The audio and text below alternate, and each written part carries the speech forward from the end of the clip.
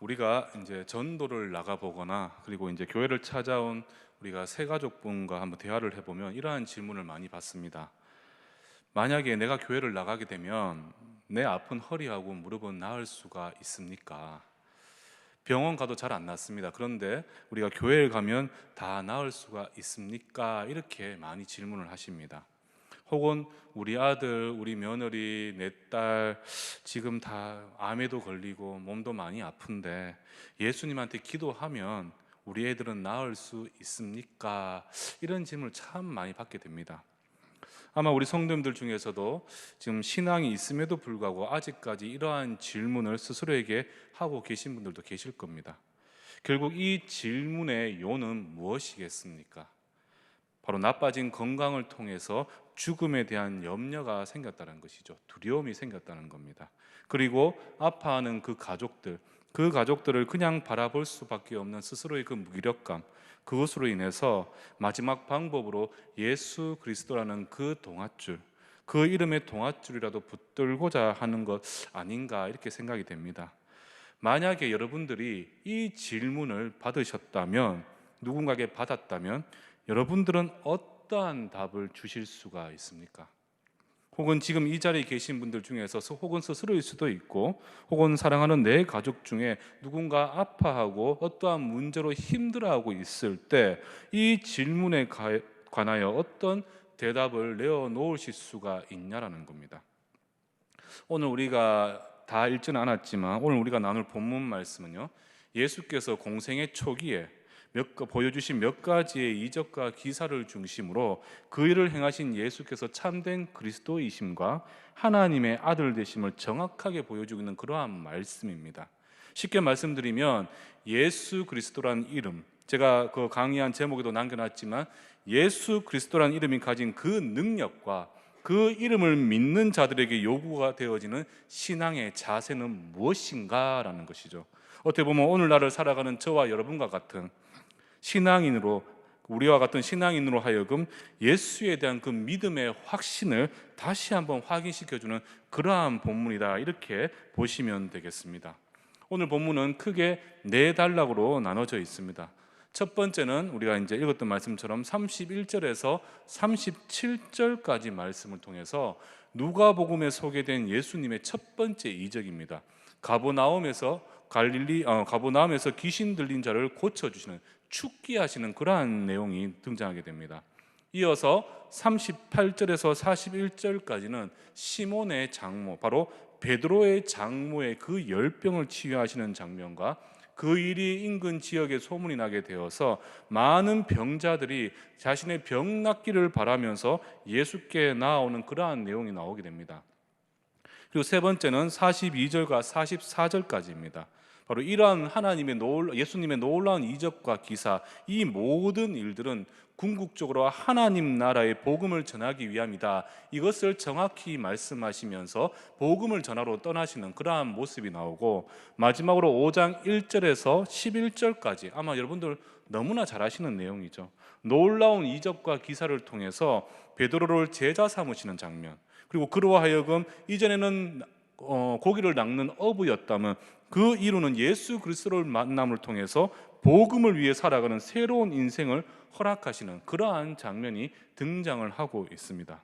먼저 우리가 첫 번째 단락을 한번 살펴보시면 31절에 예수께서 가버나움에 있는 회당에서 말씀을 가르치시게 됩니다. 그때 32절에 보면 모든 듣는 사람은 어떻게 반응을 합니까?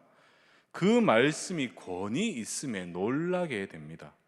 이때 33절을 보시면 마침 그 회당에 누가 있었습니까? 귀신 들린 자가 있었고 그 말씀, 그 권위 있는 말씀 앞에 크게 소란을 일으키게 되는데 34절에 이렇게 이야기합니다. 나사렛 예수여, 우리가 당신과 무슨 상관이 있나이까? 우리를 멸하러 왔나이까? 그런데 그 귀신 들린 자가 이렇게 소란을 피우는 이유는 무엇일까? 바로 예수께서 가르치신 그 권위 있는 말씀, 즉 그 말씀에 무엇이 있다는 것입니까? 내재적인 권위, 즉 하나님의 권위가 있었다는 것이죠. 그리고 귀신들은 알고 있었습니다. 예수님이 누구신지. 34절 하반절에 보면 귀신은 예수님을 어떻게 표현하고 있습니까? 하나님의 거룩한 자, 바로 하나님의 거룩한 자, 그리고 그 거룩한 자가 선포하는 권위 있는 그 말씀 앞에 귀신은 소동을 일으키게 되었다는 것입니다. 이때 예수께서 귀신들에게 명하시게 됩니다. 35절에 보시면 예수께서 꾸짖어 이르시되 잠잠하고 그 사람에게서 나와라. 귀신이 그 사람을 무리 중에 넘어뜨리고 나오되 그 사람은 상하지 아니한지라. 사랑하는 성도 여러분들, 제가 제목에 오늘 남겨놨던 제목, 예수 그리스도라는 이름이 가지고 있는 그 능력, 우리는 여기서 나사렛 예수, 그 이름이 가진 참된 능력 한 가지를 우리는 살펴볼 수가 있습니다. 바로 세상 모든 권세를 가진 그 귀신, 정말 모든 것을 다 할 수 있고 모든 것을 정말 다 가질 수 있을 것과 같았던 그 귀신이 예수의 존재만으로도 두려움을 가지고 그분 말씀 한마디에 쫓겨나더라는 것입니다. 그리고 그 일이 가능한 이유가 무엇입니까?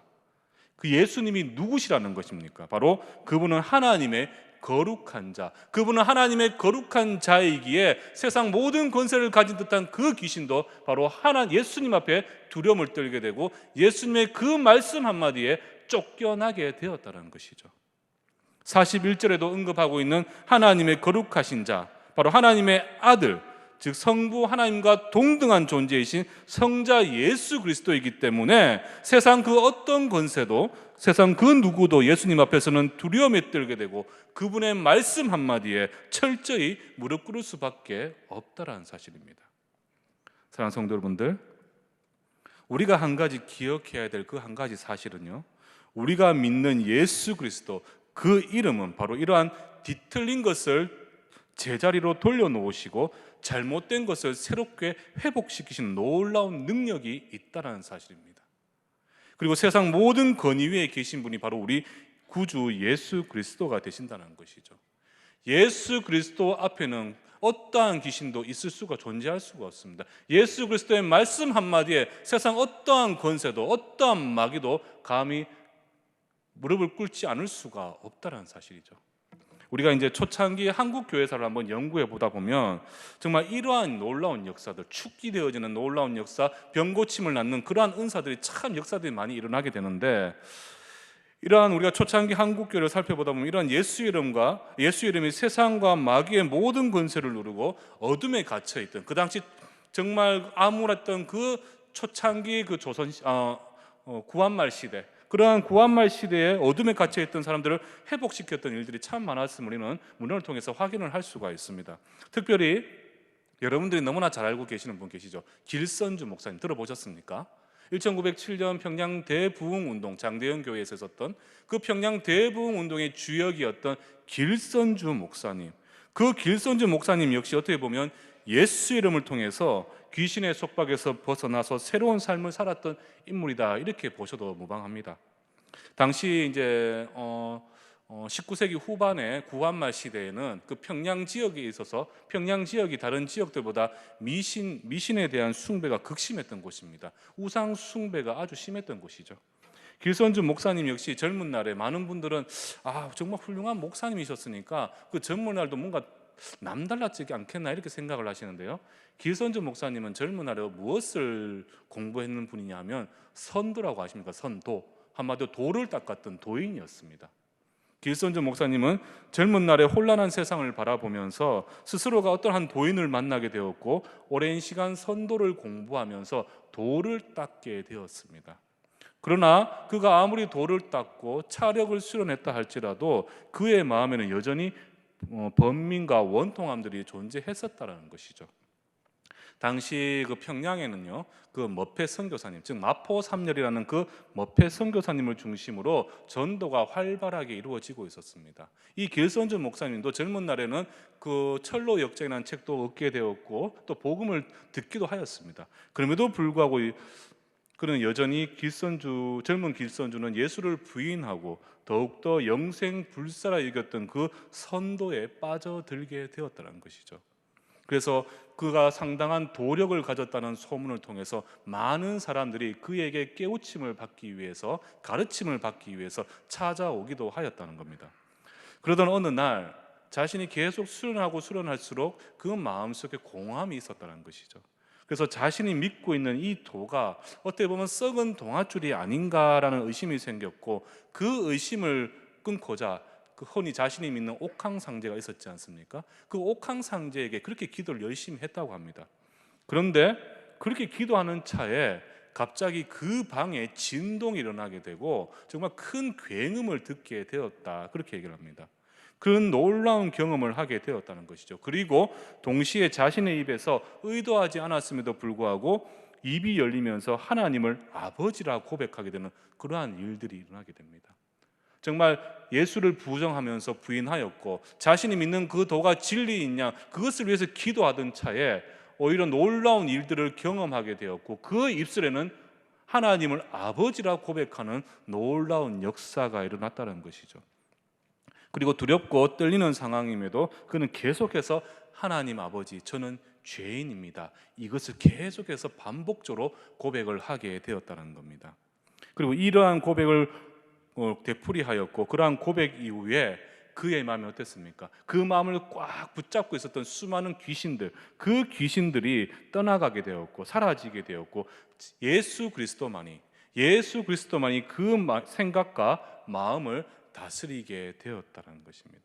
그리고 그 일 이후로 머페 선교사에게 복음을 듣고 말씀을 배우게 되면서 그의 인생은 어땠습니까? 귀신을 쫓아가던 그 인생에서 바로 복음을 위해, 예수를 위한 삶으로 변모하게 되었다는 것입니다. 예수 그리스도 그 이름 앞에는 어떠한 귀신도 굴복할 수밖에 없고, 그 이름을 통해서 그의 인생은 새롭게 변모하게 되었다는 것이죠. 그리고 그 이후에 그분의 삶에 대해서 우리가 너무나 잘 알고 있지 않습니까? 사랑하는 성도 여러분들, 예수 그리스도 이 이름이 가진 능력은 바로 이것입니다.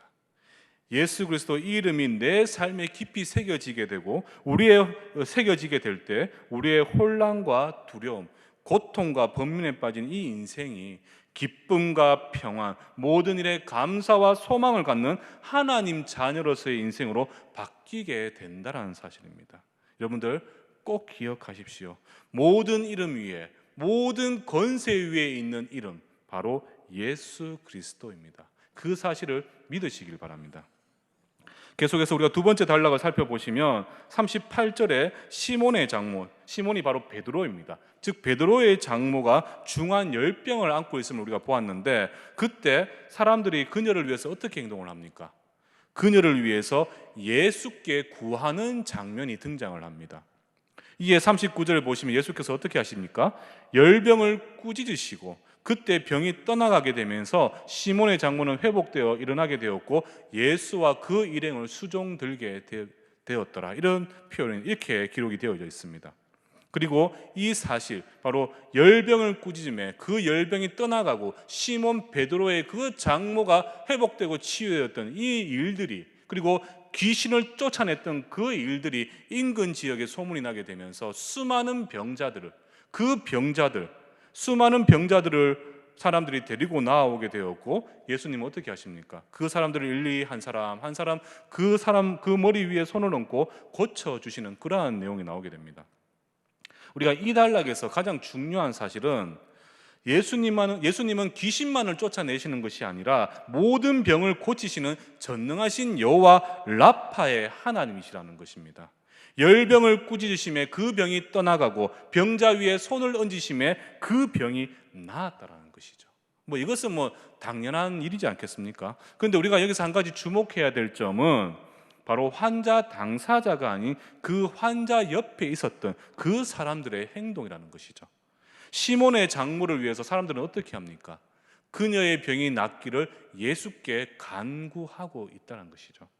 그리고 그들의 40절에 보시면 사람들은 환자들, 많은 병자들을 위해 갈급한 심정으로 그들을 예수께 데려오게 되었습니다.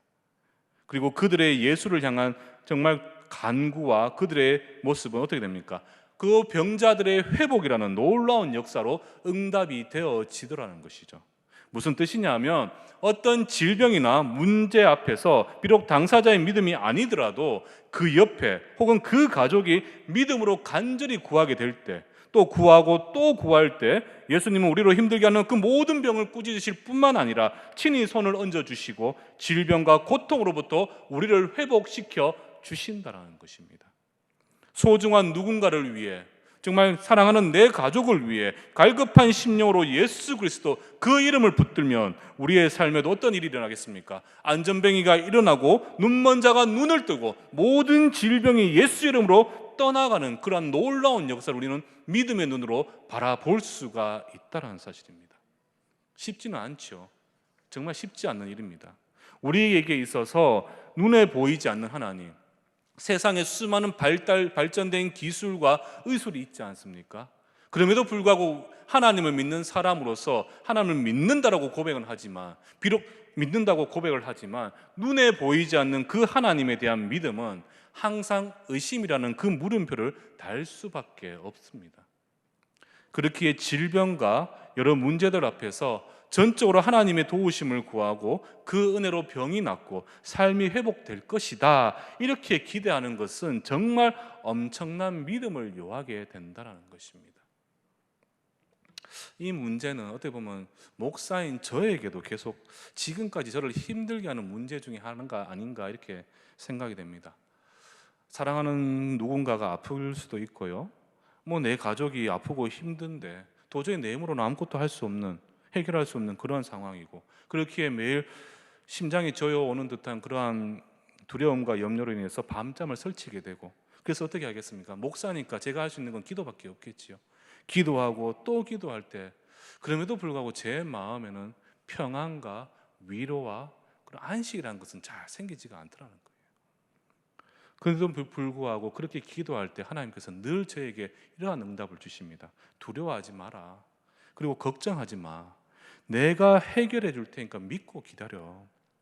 그러나 제가 이러한 하나님의 약속을 받았음에도 불구하고 그 문제가, 지금 내가 직면하고 있는 문제, 사랑하는 내 가족의 그 아픈 문제가 해결되기 전까지는, 혹은 병이 낫기 전까지는 그 하나님에 대한 약속과 그 약속에 대한 믿음과 확신은 잘 설 수가 없다는 것입니다.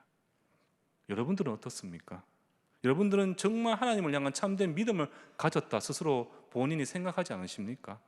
그런데 여러분들은 이러한 질문, 이러한 상황 속에서 과연 하나님의 그 도우심이 있다고, 주어진다고 약속되어졌을 때 그 믿음을 어떻게 확신할 수가 있냐라는 것이죠. 누군가는 본인이 질병으로 고통 중에 있을 것이고, 또 누군가에게는 사랑하는 사람이 아플 수도 있습니다. 여러분들이 이러한 질병의 고통과 문제 앞에서 어떠한 믿음과 확신을 가지고 있냐는 것입니다. 지금 베드로의 장모의 그 열병, 그리고 수많은 환자들을 데리고 온 사람들의 그 마음과 그 베드로를 장모를 위해서 간구하고 있는 사람들의 그 마음, 예수를 향한 그 마음은 무엇이었겠느냐?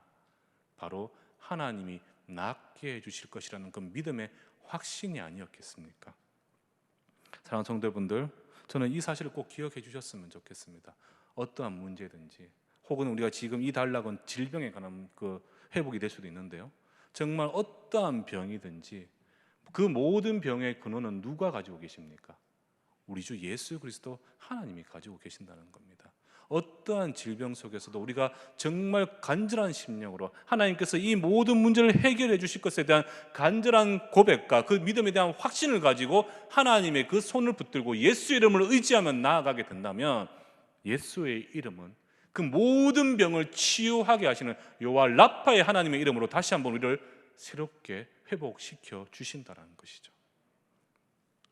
성경은 이 문제에 대해서, 이 부분에 대해서 정확하게 우리에게 답을 주고 계십니다. 우리 다 함께 시편 145편 18절과 19절을 한번 찾아보도록 하겠습니다. 시편 145편 18절과 19절 말씀.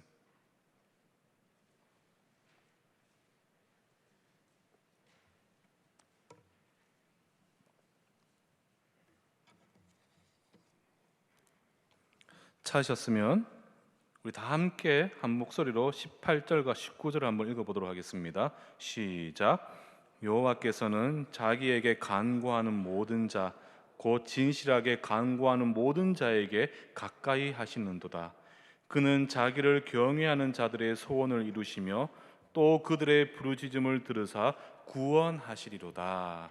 아멘.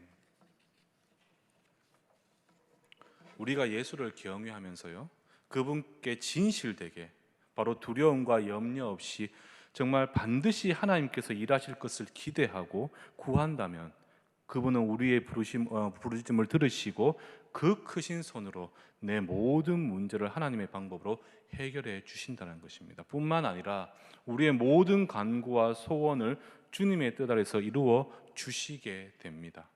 그렇기에 빌립보서 4장 6절에서 6절 말씀 우리에게 뭐라고 말씀하십니까? 아무것도 염려하지 말고 오직 모든 일에 기도와 간구로 너희 구할 것을 감사함으로 하나님께 아뢰라. 이렇게 우리에게 말씀을 하고 있지요.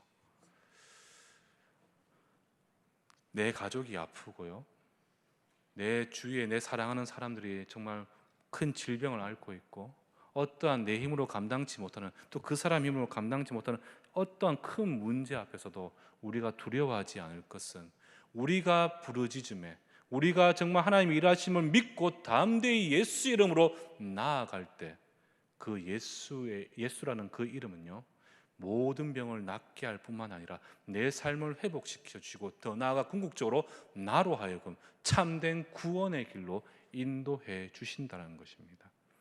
우리는 그것을 위해서 내가 할 수 있는 일이 무엇이겠습니까? 기도하고 또 기도하고 믿음으로 담대히 예수 이름을 부르짖는 것, 그것만 우리가 한다면 그 뒤에 일은 누구의 영역이란 것이죠? 바로 그 일을 행하실 하나님의 몫이기 때문에 우리는 그것은 신경 쓰지 않고 오직 우리가 할 일, 최선을 다해 하나님께 부르짖는 그 일에 우리는 수고하고 노력하면 된다는 사실입니다. 혹시 여러분들 워룸이라는 영화를 보신 적 있으십니까? 모르시죠? 잘 아마 2015년도에 개봉한 영화인데 아마 우리나라에서는 기도의 힘 이런 제목으로 이제 개봉이 되었습니다. 이 영화를 제가 간단히 소개를 해드리면 엘리자베스라는 주인공이 등장합니다. 한 여인이 등장을 하는데 이 엘리자베스는 남편과의 문제로 인해서 갈등하고 괴로워하는 그러한 상황 중에 클라라라는 어떤 한 노부인을 만나게 되는데 그분은 참 기도를 열심히 하는, 정말 하나님만을 의지하며 붙들며 기도로 하나님 앞에 나아가는 그러한 여성입니다. 그 여성을 만나게 되면서 그녀는 무엇을 깨닫게 되냐 하면 기도를 통해 역사하시는 하나님의 은혜에 대해서 그는 알게 됩니다. 이후로 스스로의 생각과 세상의 방법으로 풀지 못했던 수많은 문제들을 그녀는 어떻게 합니까? 기도를 통해서 하나씩 하나님께 올려드리게 되었고 주님이 주신 은혜와 위로를 경험하면서 그녀의 삶이 그리고 그 가정이 조금씩 회복되어지는 그러한 내용을 가지고 있는 그러한 줄거리가 있는 그러한 내용의 영화인데 우리가 그 영화를 보다 보면 이 클라라라는 부인이 그 남편이 가지고 있는 여러 가지 문제로 힘들어하던 그 주인공에게 다음과 같은 그러한 조언을 하는 그러한 장면이 나오게 됩니다. 어떻게 이야기를 하냐면 남편의 문제를 해결하고 고치는 것은 당신이 할 일이 아닙니다. 당신은 당신의 남편을 사랑하고 그를 위해서 하나님께 계속해서 구하는 것이 당신이 해야 할 일입니다. 남편을 변화시키고 회복시키는 것은 전적으로 하나님이 하실 일이지 당신은 당신이 해야 할 그 일에 최선을 다하십시오. 남편을 치유하시는 분은 하나님이시라는 겁니다. 당신은 그 남편을 위해서 무엇을 해야 된다는 겁니까? 믿고 기도로 구하라는 것입니다. 바로 우리가 해야 할 일, 그리고 하나님이 하실 일, 이렇게 정확하게 나눠져 있지 않겠습니까? 우리가 마땅히 구해야 할 것을 최선을 다해서 하나님 앞에 기도하고 간구할 때 하나님 역시 그 간구에 응답하시는 일에 최선을 다하시게 된다는 사실입니다. 여러분들 가족 중에 누가 질병으로 고통받고 있습니까? 나에게 소중한 누군가가 어떠한 문제 앞에서 두려움과 불안으로 하루하루를 살아가고 있지는 않습니까? 사랑하는 성도 여러분들, 예수 그리스도 그 이름을 붙들고 그 이름 앞에 모든 문제를 한번 내려놓아 보십시오. 우리의 육신의 고통, 삶의 모든 어려움을 두고 비록 눈에 보이지 않는 그 하나님이라 할지라도 예수님 앞에 간절하게 한번 부르짖고 고백해 보시라는 겁니다. 주님, 도와주십시오. 하나님, 내 사랑하는 그 가족이 회복되고 치유되는 놀라운 역사를 허락해 주십시오. 되든 안 되든, 정말 되든 안 되든 일단은 하나님께서 우리를 어떻게 뭐라고 말씀하셨습니까? 믿음으로 행하라고 명하셨지 않습니까? 믿음으로 구하라고 하셨지 않습니까? 믿는 자에게 능치 못할 일 없고 그 믿음대로 된다고 말씀하셨습니다. 그 일이 되든 안 되든 우리는 우리가 해야 될 최선의 일 무엇입니까? 그 문제를 가지고 하나님 앞에 올려드리고 하나님 앞에 기도하고 간구하는 것. 그렇게 하게 될 때 우리는 어떻게 됩니까? 하나님께서는 당신이 하실 일을 우리에게 보여주시게 된다는 것이죠. 모든 우리의 생각과 이성을 넘어서는 여호와 라파의 그 치유의 하나님의 그 놀라운 역사를 우리는 믿음의 눈으로 바라보게 될 것이고, 우리로 새롭고 평강의 길로 선하게 인도해 주실 여호와 이레의 하나님을 우리는 하나님의 은혜로 선하게 바라볼 수가 있다는 사실입니다. 예수 그리스도라는 이름이 가진 또 다른 능력, 바로 치유와 회복입니다. 그리고 그것을 위해 여러분들은 여러분들이 해야 될 그 일에 최선을 다하시면 된다는 것입니다. 계속해서 우리가 이제 5장으로 한번 넘어가 보시면요, 1절에서 11절까지 한번 보십시오. 예수께서 첫 제자 베드로를 부르시는 그러한 장면이 등장하게 되는데, 간단히 요약해 드리자면 베드로는 밤새 수고했음에도 물고기 한 마리를 잡지 못합니다. 노련한 어부였지요. 그럼에도 불구하고 그는 밤새 수고했지만 물고기 한 마리를 잡지 못합니다. 이에 예수께서 베드로에게 4절로 무엇을 명하고 계십니까? 깊은 데로 가서 그들로 그물을 내려 고기를 잡도록 명하고 계신다는 것이죠. 지금 이 시점은 낮입니다. 낮. 그물을 정리하고 지금 다시 밤에 이제 그물을 칠 것에 대해서 준비하고 있던 대낮의 일입니다. 대낮에는 물고기가 잘 잡히지가 않죠. 베드로가 이 사실을 몰랐겠습니까? 알았겠습니까? 당연히 잘 알죠. 노련한 어부가 낮에 그물을 던지면 어떤 일이 일어날 것이라는 것을 이미 알고 있었습니다. 그러나 베드로는 어부로서 오랜 경험을 뒤로 한 채로 5절 하반절을 한번 보십시오. 그는 어떻게 합니까? 말씀에 의지하여, 즉 하나님 예수님의 그 말씀에 의지하여 순종하는 모습, 그 순종하는 자세를 보여주게 되었고, 그 결과 6절에 뭐라고 나옵니까? 그 고기를 그물이 찢어질 만큼 많이 잡게 되는 놀라운 일들을 경험하게 되더라는 것이죠. 그리고 이에 8절로 베드로는 예수님의 놀라운 이적과 기사를 보고는 어떻게 합니까? 예수 앞에 엎드려서 떨리는 마음으로 자신이 하나님의 앞에서 죄인임을 고백하게 된다는 것입니다. 이 베드로의 고백을 들으신 예수님께서는 10절로 두려워하지 말 것을 말씀하시고, 지금 이후로는 바로 물고기가 아닌 하나님 나라와 그 복음을 위해 사람을 취하는 새로운 인생을 살게 될 것이다, 이렇게 말씀을 하고 계십니다. 그리고 이러한 예수님의 부르심에 베드로는 11절에 어떻게 행동을 하고 있습니까? 배를 육지에 대고는 모든 것을 버려둔 채, 배를 버려둔다는 것은 자신의 모든 것을 버려둔 것과 마찬가지죠. 베드로는 예수님의 그 부르심 그 한마디에 배를 버려두고 모든 것을 버려두고 예수님을 따르는 그러한 행동, 그러한 신앙의 모습을 보여주고 있다는 것이죠. 예수님의 말씀, 내 생각과 그 말씀이 내 생각과 세상의 이치와 다르다 할지라도 하나님의 말씀이기에 온전히 순종하는 베드로의 모습, 저는 이 모습을 보면서요, 오늘과 같이 기술과 과학이 발달하는 이 급변하는 시대에, 이 시대를 살아가는 성도들에게 있어서 가장 필요한 신앙의 자세가 아닌가, 저는 그렇게 생각이 되었습니다. 우리는 하나님을 믿는다고 하면서 어떻습니까? 참 이것저것 많이 재잖아요, 그렇죠? 어떤 그 순종으로 나아가기 전에 우리는 정말 많은 것을 재고 생각하고 걱정하고 염려하고, 뭐 한 가지 우리가 그 말씀에 순종하려고 해도 거쳐야 되는 과정이 너무나 많다는 거예요. 그러나 예수님은 우리에게 딱 두 가지의 모습을 우리에게 원하고 계신다는 겁니다. 그물을 던져라 하면 어떻게 하면 됩니까? 그 말씀에 의지하여 내 생각과 세상의 시선에 상관없이 그냥 던지면 된다는 거예요. 우리로 복음을 위해, 그리고 하나님 나라를 위해 사용하자 우리를 부르시고 계신다면 우리 그 부름에 모든 것을 내려놓고 그 하나님 말씀에 우리는 순종하며 나아가면 된다는 것입니다. 하나님 말씀에 더 생각하고 말고 할 것도 없다는 것이죠. 여러분들, 성도라면요, 적어도 하나님 말씀 앞에서만큼은 그 생각이 단순해지는 것이 가장 좋은 모습일 것입니다. 하나님의 말씀에 내 생각이 어떻고, 하나님의 그 명령에 세상의 기준이 어떻고, 하나님의 뜻에 이것이 어떻다, 그렇게 우리가 다 잴 필요가 없다는 거예요. 하나님께서 해라 그러면 하면 되는 것이고, 하나님께서 하지 마 그러면 우리는 단지 그 말씀에 순종하여 안 하면 되는 것입니다. 하나님의 말씀 앞에서 내 생각도 내 자존심도 세상의 그 어떤 것도 다 내려놓아야 한다는 것이죠. 그것이 하나님께서 우리에게 바라고 계시는 성도의 그 신앙 자세가 아닌가 한번 생각해 볼 필요가 있다는 것이죠. 계속해서 이제 이 단락에서 제가 가장 핵심이 되는 키포인트가 있는데, 10절 중간에 보면 한 단어가 나오죠. 바로 이제 후로는 이라는 연결 단어입니다. 접속어인데 무슨 뜻이겠습니까?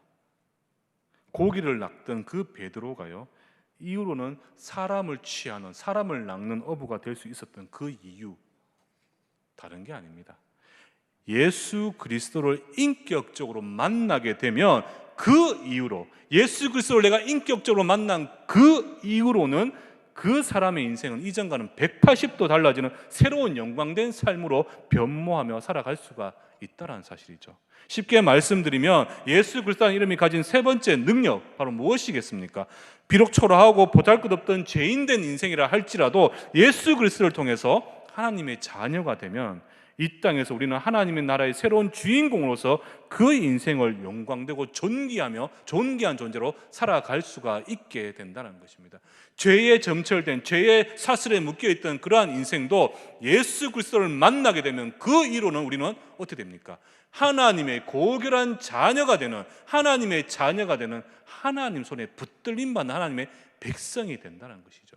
이 땅에서, 이 땅의 주인이신 하나님의 자녀가 된다는 것은 존귀한 자가, 존귀한 존재로 세움 받는다는 것입니다. 바로 죄인의 신분에서 예수 그리스도 그 이름으로 말미암아 우리는 존귀한 존재로 그 신분이 바뀌게 되더라는 것입니다. 사랑하는 성도분들, 이제 말씀을 마무리하도록 하겠습니다.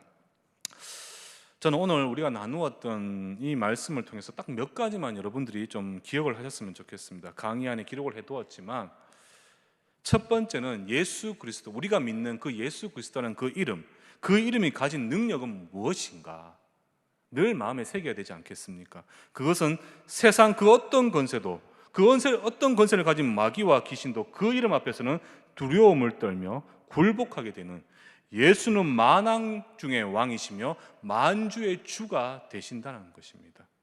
또한 우리의 간구를 들으시고 모든 질병을 낫게 하시는 전지전능하신 하나님이 되신다는 것이죠. 어떠한 이가 고통받고 있고 질병으로 정말 힘들어하고 있다 할지라도 우리가 예수께서 죽은 나사로를 살리신 그 예수의 십자가 보혈을 믿는다면 우리는 그 믿음으로 말미암아 주께 간구하고 예수 이름을 붙들고 의지하며 기도할 때 그 병은, 물론 방법은 하나님께서는 이 세상의 방법을 사용하실 수 있고 그 방법은 잘 모릅니다. 그러나 하나님께서는 당신의 딸, 당신의 가장 합력한 방법으로 그 모든 문제를 해결해 주시고 치유해 주신다는 것이죠. 아마 여기 계신 분들 중에서 제가 아는 분들도 계십니다. 정말 사랑하는 누군가가 지금 아파하고 힘들어하는 것 때문에 매일같이 기도하는 분 계시지 않습니까? 저는 베드로가 또 사도 요한이 성전 미문에 앉아있던 그 안전뱅이를 일으켰을 때 그 믿음을 우리도 한번 가져볼 필요가 있다는 것이죠. 그 믿음, 그 하나님의 일하심에 대한 확고한 확신과 그 믿음, 그 신뢰가 내 안에 깊이 새겨지고 그 신뢰 안에서 예수 그리스도에 대한 이름을 붙들고 기도하며 나아간다면, 다시 한번 말씀드리지만 우리도 안전뱅이가 일어나는 놀라운 것을 보게 될 것이고 죽은 자가 다시 살아나는, 정말 모든 질병이 떠나가는 그러한 놀라운 역사를 우리는 은혜의 눈으로 바라볼 수가 있게 될 것입니다. 예수 그리스도란 이름, 그 이름을 꼭 기억을 하십시오. 그 이름은 능치 못할 리 없는 전능하신 하나님이 되신다는 겁니다. 그리고 예수 그리스도란 그 이름을 우리가 믿게 된다면 죄인된 인생, 그 인생은 하나님의 자녀로 존귀한 존재로 이 땅을 살아갈 수가 있다는 것이죠. 바로 신분의 변화, 인생의 변화, 삶의 변화를 이루게 된다는 것입니다. 두 번째로 여러분들이 기억하셔야 될 것은, 자, 예수 그리스도가 이러한 분이라는 것을 알게 되었습니다. 그 예수를 믿는 우리에게는 어떠한 신앙의 자세가 필요하겠습니까?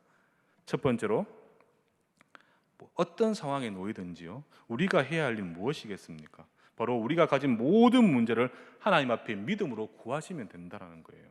그 뒤에 응답하고 안 하고는 하나님의 문제인 것이지 우리의 문제가 아니라는 겁니다. 그래서 우리는 우리가 할 일에 대해서 최선을 다하시면 된다는 것입니다. 그리고 하나님 말씀 앞에서 내 생각과 세상의 기준 다 내려놓고 단순하게 믿고 그대로 순종하면 된다는 거예요. 이 혼탁하고 급변하는 시대에 뭐 그렇게 생각할 게 많습니까? 하나님께서 하라 하면, 다시 한번 말씀드리지만 하면 되는 것이고, 하지 말라 하면 안 하면 되는 것입니다. 요즘에 세상에서 가장 큰 이슈 된 게 있죠. 문제가 있죠. 뭐 성적인 문제, 또 뭐 여러 가지, 또 뭐 동성애와 같은 수많은 문제들이 있지 않습니까? 죄다 그러면 하나님께서 죄라 하면 그럼 우리는 죄라고 이겨야 되는 겁니다. 그것을 따르지 말라면 안 하면 되는 것이고, 또 하나님께서 어떠한 상황 속에서 겸손하고 어떠한 상황에서도 기도하고 간구할 것을 바라신다. 우리는 기도하고 간구하면 된다는 것입니다. 뭘 그렇게 우리가 복잡하게 생각하면서 이 신앙생활을 할 필요가 뭐 있습니까? 다시 한번 말씀드리지만요, 모든 성도는 하나님 말씀 앞에서는 단순해지는 것이 가장 좋은 신앙인의 모습이라는 것이죠. 토마스 왓슨이 이런 말을 남겼습니다. 하나님께 순종하는 것은요, 우리의 의무이기보다는 우리의 특권이다. 하나님은 우리에게 유익이 되는 것만을 명령하시기 때문이다. 사랑하는 성도분들, 저는 여러분들이 정말 어떠한 상황 속에서도 하나님을 향한 부르짖음을, 그 기도의 손을 좀 끈을 내려놓지 않았으면 좋겠습니다. 그리고 하나님의 뜻에 순종하는 삶을 살아갔으면 좋겠습니다. 기도하고 구하십시오. 그리고 순종하고 따르십시오. 그리고 정말 하나님 말씀대로 살아가십시오. 그렇게 될 때 하나님은 당신의 크고 놀라운 은혜들을 우리의 삶을 통해서 증거해 보이시게 될 것이고, 그 증거하심을 통하여 이 땅은 하나님의 나라가 온전히 확장되어져 가게 될 것입니다. 이제 곧 선 연휴가 시작되는데요, 올 한 해도 예수 그리스도 이름을 가진 그 능력을 믿고 확신하여서 어떠한 상황 속에서도 하나님 한 분만을 의지하고 붙드시고, 말씀으로 우리에게 명하신 모든 명령을 의심 없이 고민하지 말고 온전히 순종하며 살아갈 때 아브라함, 이삭, 야곱에게 약속하신 그 언약의 축복을 온전히 누리실 수 있는 귀하고 복된 우리 내일교회 성도님들 되기를 주님의 이름으로 축원합니다.